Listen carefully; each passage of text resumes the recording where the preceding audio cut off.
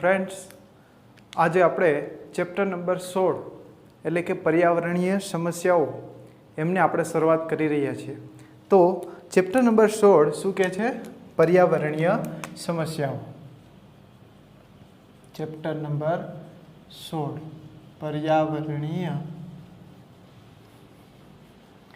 સમસ્યા।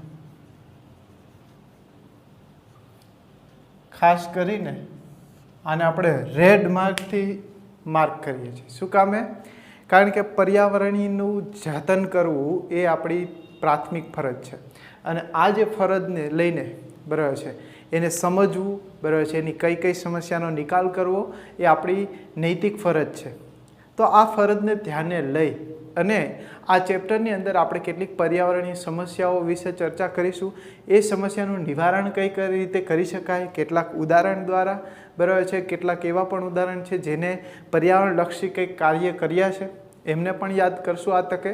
તો આ ચેપ્ટરની અંદર આપણને ખ્યાલ છે તો પર્યાવરણ એટલે શું અને એના વિશે વાત કરીએ તો પ્રદૂષણ આ એક આપણે વારંવાર સાંભળતા જતા હોય એવો જે છે મુખ્ય સમસ્યાનો એક અત્યારે પૃથ્વી ઉપર જોઈએ તો સૌથી વધુ પ્રમાણમાં સંભળાતો શબ્દ કહે કે જ્યાં હોય ત્યાં પ્રદૂષણ, પ્રદૂષણ ને પ્રદૂષણ।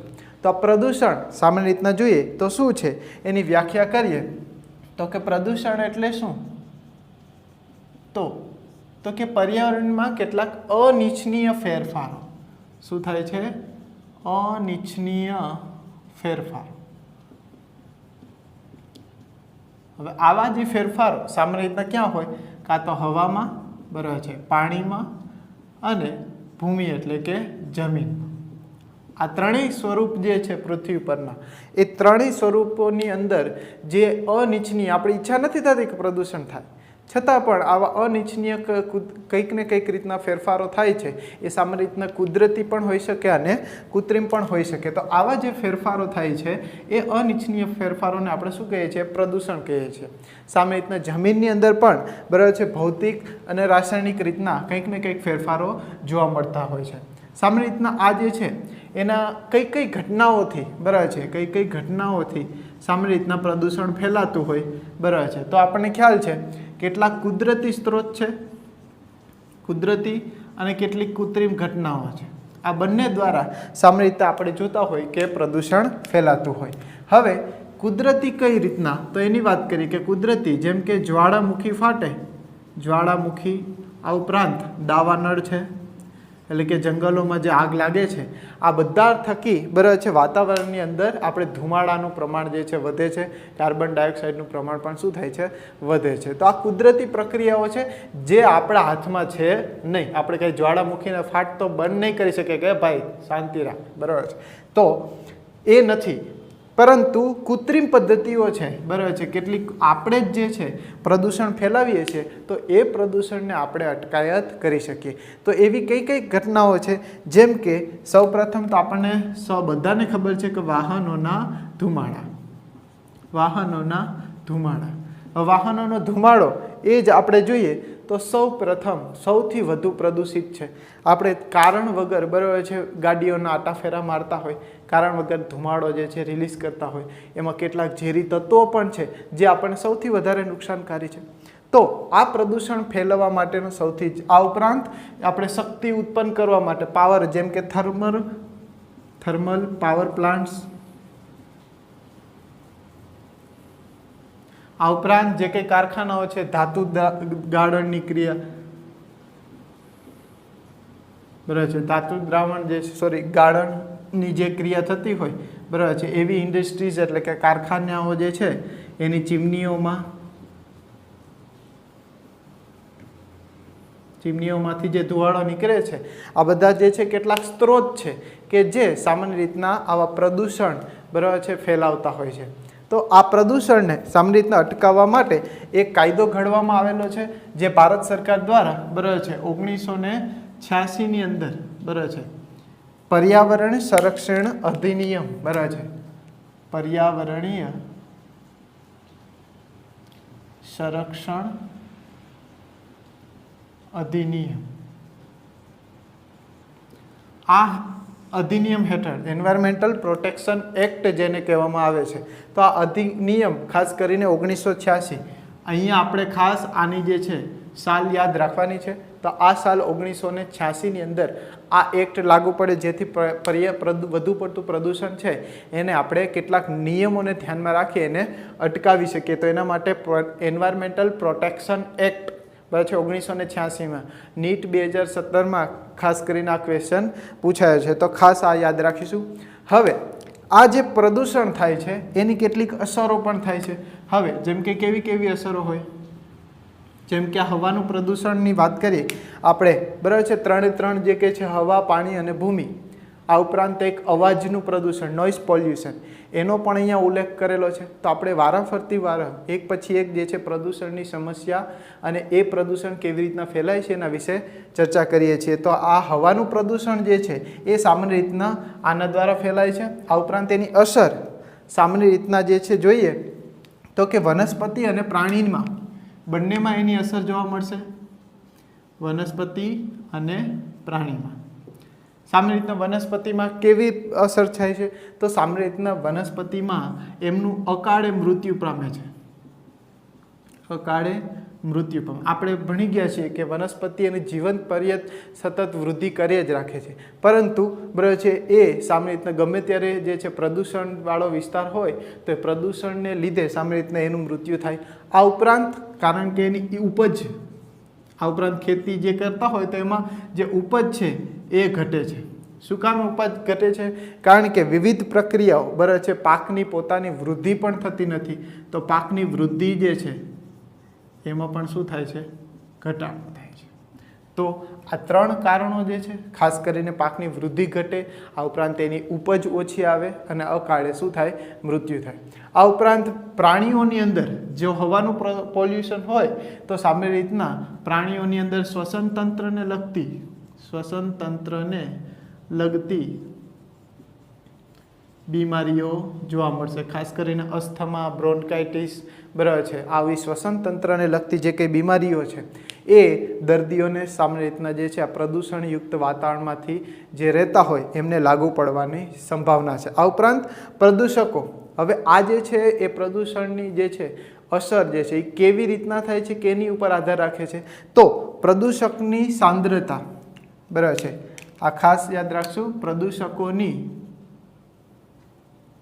પ્રદૂષકોની સાંદ્રતા, એક તો એમનું કોન્સન્ટ્રેશન કેવું છે, ઊંચું છે, નીચું છે, કેવી રીતના છે બરાબર છે. આ ઉપરાંત એનો એક્સપોઝ થવાનો સમયગાળો,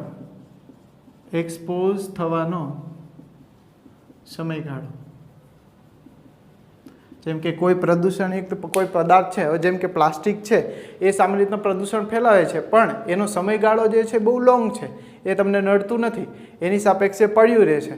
પરંતુ એની સાપેક્ષે કોઈ એવું જે મટીરિયલ છે, ઝેરી રસાયણો છે, તો એ તાત્કાલિક ધોરણે બરાબર છે એ જે છે વનસ્પતિ અથવા તો પ્રાણીઓને નુકસાન કરી બેસે છે. તો આને લીધે એ એક્સપોઝ થાય છે, એનો સમયગાળો જે છે એ પ્રદૂષણનો ખાસ અસર કરે છે. અને જે તે સજીવની પોતાની જે છે એની ઉપર ડિપેન્ડન્ટ છે, ઇમ્યુનિટી ઉપર. તો આવી રીતના બરાબર છે આ 3 ઘટકો છે, પ્રદૂષકની સાંદ્રતા, એક્સપોઝ થવાનો સમયગાળો અને સજીવના પોતાના ઉપર કયા પ્રકારનો સજીવ છે એના આધારિત જે છે આ અસરો કેવી થશે એની ડિપેન્ડન્ટ છે. તો ખાસ આપણે વાત કરી બરાબર છે. એક તો શું કીધું? પ્રદૂષણની વ્યાખ્યા આપી, કેટલાક અનિચ્છનીય ફેરફારો જે હવા, પાણી અથવા ભૂમિ, જમીનમાં જે ભૌતિક અથવા રાસાયણિક રીતના જે ફેરફારો થાય છે એને આપણે પ્રદૂષણ કહીએ છીએ. આ પ્રદૂષણ માટે જે ઘટકો જવાબદાર છે એને આપણે પ્રદૂષકો તરીકે ઓળખીએ છીએ. તો અહીંયા વાત કરી કે આપણે હવાનું પ્રદૂષણ, જેમની અંદર સામાન્ય રીતના કુદરતી એના સ્ત્રોત છે એ કુદરતી, જેમ કે જ્વાળામુખી અને દાવાનળ, આ બધા એના કુદરતી સ્ત્રોત છે. જ્યારે કૃત્રિમ રીતના જોઈએ તો વાહનોના ધુમાડા, થર્મલ પાવર પ્લાન્ટ્સ, ધાતુ ગાળણ અથવા કારખાનીઓની ચીમનીઓમાંથી જે ધુવાડા નીકળે છે એ ખાસ કરીને એમની અસરની કીધી તો વનસ્પતિ પોતાની વૃદ્ધિ અટકાવી દે છે અથવા તો પાકની વૃદ્ધિ અટકે છે, તો ઉપજ પણ ઓછી આવશે અને વનસ્પતિ અકાળે મૃત્યુ પામે. સામાન્ય રીતના પ્રાણી જે છે એમની અંદર શ્વસન તંત્રને લગતી, જેમ કે એમ્ફીસેમા છે, અસ્થમા છે, બ્રોન્કાઇટિસ છે બરાબર છે, આવી શ્વસન તંત્રને લગતી ખામી સર્જવાની ઘટના આ પ્રદૂષકોને લીધે જોવા મળશે. ખાસ કરીને તમે જોઈ શકો કે મોટા સિટીની અંદર નાના બાળકોની અંદર બરાબર છે, આ એલર્જી પ્રમાણ ખૂબ જ વધી રહ્યું છે. તો આ એલર્જી શાને લીધે છે? તો કે વાતાવરણમાં પ્રદૂષકોનું પ્રમાણ શું છે? ખૂબ જ વધતું જાય છે. તો આવી એલર્જી થવા માટે પણ આ કેટલાક જવાબદાર હોઈ શકે છે. ત્યારબાદ હવે જે વાત કરીએ કે વાહનોના ધુમાડાની અંદર, બરાબર છે, તો કેટલીક જે છે આપણે વાત કરીએ કે એની અટકાયત. હવે આ પ્રદૂષકોને આપણે જાણીએ છીએ, તો એને અટકાવવા કઈ રીતના? તો કે હવાનું પ્રદૂષણ અટકાવવા માટેના કેટલાક જે છે અસરો, અટકાયત કેવી રીતના કરીએ એની આપણે વાત કરીએ. તો આ પ્રદૂષણ અટકાવવા માટેના ઉપાયો, બરાબર છે, જેમ કે આ પ્રદૂષણ અટકાવવા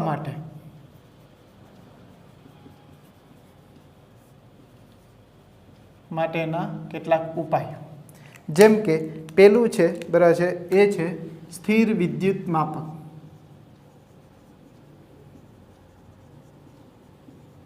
જેમ કે જેને ઇલેક્ટ્રોસ્ટેટિક પ્રેસિપિટેટર્સ તરીકે પણ ઓળખવામાં આવે છે. સ્થિર વિદ્યુત અવક્ષેપક આપણે કીધું, ઇલેક્ટ્રોસ્ટેટિક પ્રેસિપિટેટર્સ, બરાબર છે, તરીકે ઓળખવામાં આવે છે. સામાન્ય રીતના જે વાયુમય જે દ્રવ્યો છે, બરાબર છે, આ શું કામ કરશે? તો જે પ્રદૂષિત વાયુઓ છે એમાંથી, બરાબર છે, 90 થી 95% જેટલા, બરાબર છે, કણમય દ્રવ્યો જે છે એના કણમય દ્રવ્યોને શું કરે છે? દૂર કરે છે. બરાબર છે. તો આવી ટેકનિક છે જેને સ્થિર વિદ્યુત અવક્ષેપક તરીકે ઓળખીએ છીએ. હવે આમની અંદર શું હોય? તો સામાન્ય રીતના, બરાબર છે, આવી રચનાઓ છે એમની અંદર આવા ઇલેક્ટ્રોડ્સ ગોઠવેલા હોય, બરાબર છે. આ ઇલેક્ટ્રોડ શું કામ કરે? જેમ કે આ જે છે એને આપણે કીધું ઇલેક્ટ્રોડ્સ. આ ઇલેક્ટ્રોડ શું મુક્ત કરશે? તો કે ઇલેક્ટ્રોન મુક્ત કરે, તો જેથી કરીને ઋણ વીજભારિત બનાવશે અંદરનું વાતાવરણ, ઋણ વીજભારિત હોય. સામાન્ય રીતના ધૂળના રજકણો છે એ અહીંથી મુક્ત થતા હોય. આ ઉપરાંત અહીંયા ગોઠવાયેલી સંચાયિકા પટ્ટિકા, બરાબર છે, આમની અંદર ગોઠવાયેલી સંચાયિકા પટ્ટિકા, સામાન્ય રીતના જે છે આમની અંદર જે અંતર છે, તો આપણે વાત કરી, બરાબર છે, ઇલેક્ટ્રોસ્ટેટિક પ્રેસિપિટેટર્સની અંદર, તો કે સામાન્ય રીતના જે સંચાયિકા પટ્ટિકા છે, આને શું કહેવાય છે? સંચાયિકા પટ્ટિકા. આ પટ્ટિકાનું જે છે અંતર, બે પટ્ટિકાઓ વચ્ચેનું અંતર કેવું છે? ઓછું રાખવામાં આવે છે. શા માટે? તો કે આ જે દ્રવ્યો છે, કણમય દ્રવ્યો, એ આકર્ષાઈને પછી અહીંયા તળિયે બેસી જાય. તો આવી રીતના જે તળિયે બેસી જશે અને એમાંથી જે નીકળતી હવા છે, બરાબર છે, એ હવા શુદ્ધ હવા, બરાબર છે, એ અહીંથી આપણને બહાર નીકળશે. તો આ જે નીકળી એ કેવી નીકળી? શુદ્ધ હવા. તો આવી રીતના પાર્ટિકલ્સને બેસાડી દઈ, બરાબર છે, અને આવી રીતના શુદ્ધ હવા મેળવવામાં આવે છે. તો આ ટેકનિક છે, બરાબર છે, એને સ્થિર વિદ્યુત માપક તરીકે ઓળખવામાં આવે છે. ખાસ એની આકૃતિ છે એ ખાસ આપણે યાદ રાખીશું, બરાબર છે. તો ખાસ કરીને આપણે કીધું કે વાતાવરણમાંથી 90% કણમય દ્રવ્યોને, કેવા કણમય દ્રવ્યોને દૂર કરી શકાય છે. ત્યારબાદ જે બીજી જે છે એની વાત કરીએ, તો બીજી કઈ રચના છે? જેમ કે માર્જક છે, બરાબર છે, બીજી રચના છે એને આપણે માર્જક તરીકે ઓળખીએ છીએ. માર્જક અથવા એને સ્ક્રબર તરીકે પણ ઓળખવામાં આવે છે. તો આ સ્ક્રબર અથવા તો માર્જક જે, બરાબર છે, વાતાવરણની અંદરથી સલ્ફર ડાયોક્સાઇડના, બરાબર છે, ખાસ આ ક્વેશ્ચન ઘણી વખત જગ્યાએ પૂછાય છે. તો વાતાવરણમાંથી સલ્ફર ડાયોક્સાઇડના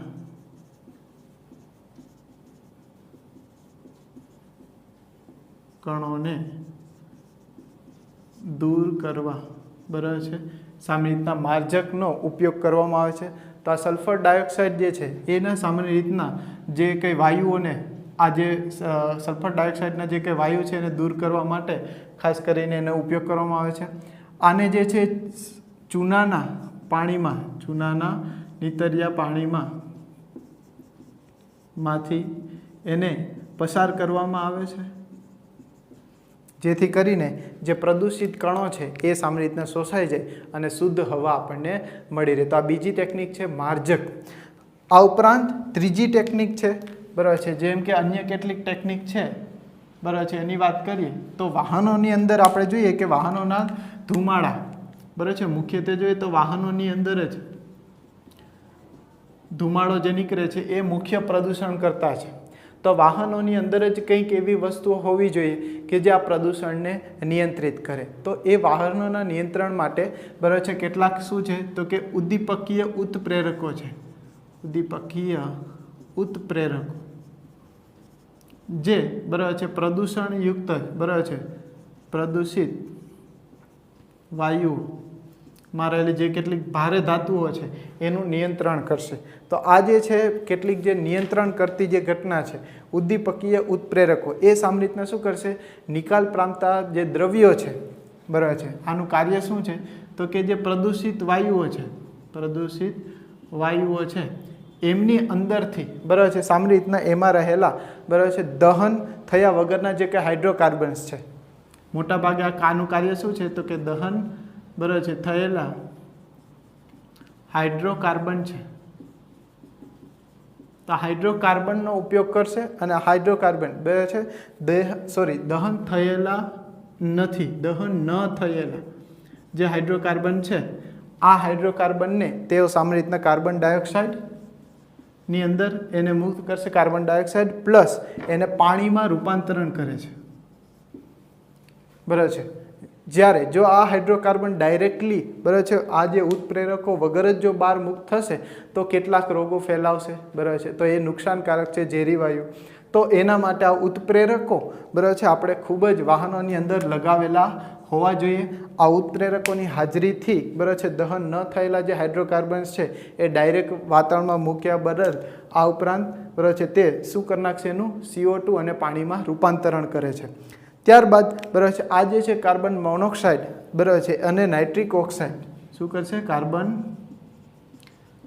મોનોક્સાઇડ અને નાઇટ્રિક ઓક્સાઇડ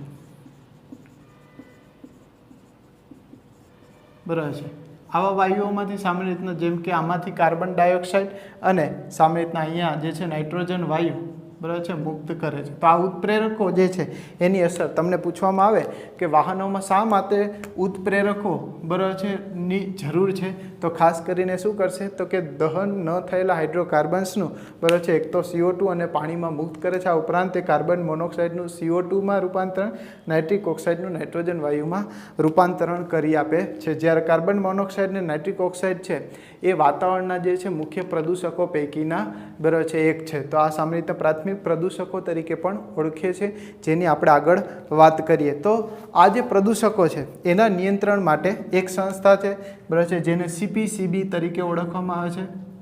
CPCB આનું પૂર્ણ નામ તમને પૂછી શકે સેન્ટ્રલ પોલ્યુશન કંટ્રોલ બોર્ડ. આ CPCB દ્વારા બરાબર છે કેટલાક નિયમો એટલે કે આપેલા છે જેમ કે 2.5 માઇક્રોમીટરથી બરાબર છે ઓછા કદના ઓછા વ્યાસ ધરાવતા અણુઓ માનવના સ્વાસ્થ્યને હાનિ પહોંચાડે બરાબર. તો ખાસ અહીંયા આવા પણ MCQ પૂછાય કે કેટલા કણમય દ્રવ્યો છે તો કે 2.5 માઇક્રોમીટરથી ઓછા વ્યાસ ધરાવતા નાના કણો છે એ સામાન્ય રીતના મનુષ્યને નુકસાન કરતા છે. તો આ જે છે એ CPCB દ્વારા બરાબર છે કેટલાક નિયંત્રણ કરેલા બરાબર છે આંકડાઓ પૈકીના એક છે. તો કે એના દ્વારા આ જે નિયમ આપેલો છે. તો આ સંસ્થા દ્વારા પોલ્યુશનને કંટ્રોલ જેટલા જે તે વિસ્તારમાં કરવા માટેના નિયંત્રણના પગલાં લે છે. અથવા તો કોઈ સંસ્થાઓ દ્વારા અથવા તો કોઈ જે છે ફેક્ટરીઓ દ્વારા જો આવું પ્રદૂષણ ફેલાતું હોય તો એનું નિયંત્રણ કરાવવું અને એને દંડ ફટકારવાની જવાબદારી પણ આ CPCB જે સંસ્થાઓ કરી રહી છે. આ ઉપરાંત જોઈએ તો આપણે કીધું કે શ્વસન તંત્રને લગતી સમસ્યાઓ થઈ શકે છે. હવે કેટલીક વાત કરીએ કે અહીંયા આપણે કીધું કે આ પ્રદૂષકો છે. હવે વાતાવરણની અંદર કેટલાક પ્રદૂષકો છે એ પ્રદૂષકો કયા પ્રકારના છે સામાન્ય રીતના કેમિસ્ટ્રીની અંદર તમે આના વિશે આ જ ચેપ્ટરની આવું જ ચેપ્ટર આવે છે પર્યાવરણ સમસ્યા એમાં વિસ્તૃત પ્રમાણમાં અભ્યાસ કરશો. અહીંયા થોડીક ઝલક જે છે એમની આપણે લઈએ છીએ જેમ કે આ જે પ્રદૂષકો બરાબર છે, ખાસ અત્યારે તમારે ટેક્સ્ટમાં આટલું જ લખવાનું છે બરાબર છે. જેમ કે એને પહેલાં તો શું કીધું, એના જે છે સ્ત્રોત એટલે કે કેવી રીતના નિર્માણ પામે છે, પછી પ્રોટેક્શન એક્ટ જે છે એ યાદ રાખવાનો છે. આ ઉપરાંત એના જે છે અટકાવવાના એટલે કે કઈ રીતના પ્રદૂષણ અટકાવી શકાય એ અને એની કેટલીક સમસ્યા જે વનસ્પતિ અને પ્રાણીઓમાં આપણને જોવા મળી.